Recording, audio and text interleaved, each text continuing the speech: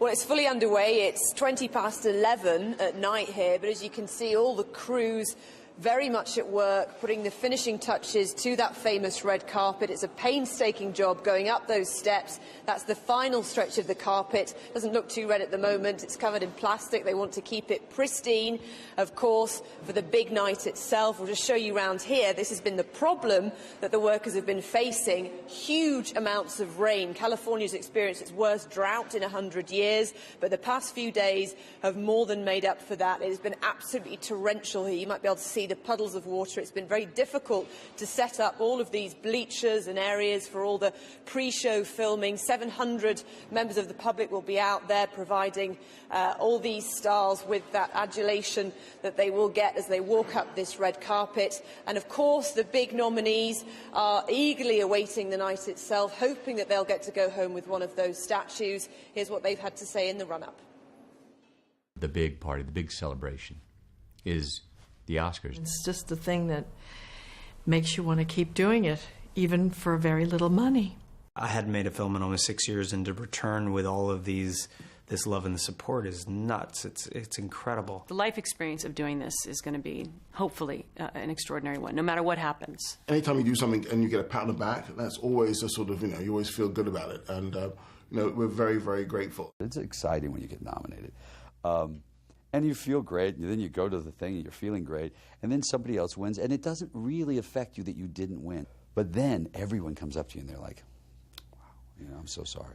And you've gone from having like one of the greatest days of your life to really just being the biggest loser in the world, and everybody's like, God, sorry, man. So we have another nominee with us now. Chris Munro, you are nominated sound mixer for 2 films, Captain Phillips and Gravity. Do you think of yourself as an overachiever? Oh, that's a good question. I don't know. I'm just thrilled to be here.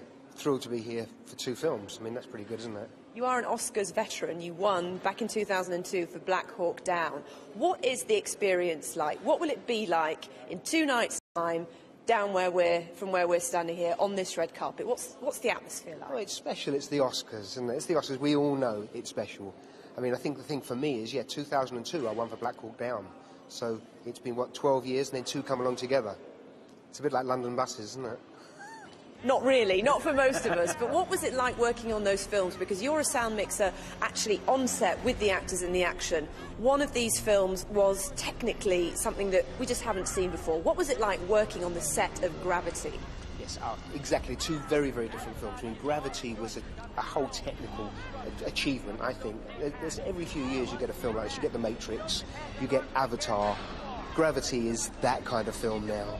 And you all had to talk to each other as if you were in space. Exactly. Well, we spent the summer in the dark as if we were at Houston, because we all had headphones, we all used comms.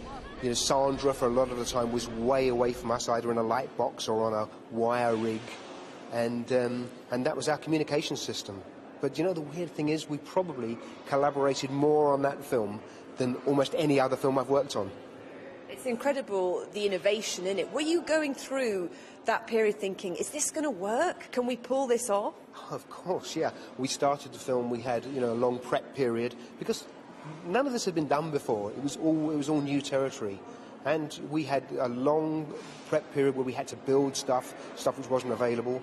And yeah, right up until our first day of shooting, we didn't know if it was going to work or not. A British film? You were filming at Shepperton, Pinewood. Do you see it as a British film? There's been some controversy over whether that is the case. I know. Yes, it's a British film. We shot it all in Britain. Almost all the technicians were British. Alfonso Cuarón lives in Britain. Yeah, it's a British film. Chris, we wish you lots of luck on the night itself, which isn't far away now. All the preparations in full swing. It's late night here, so they've got roughly 2 nights to go, and they're hoping that in that time it stops raining.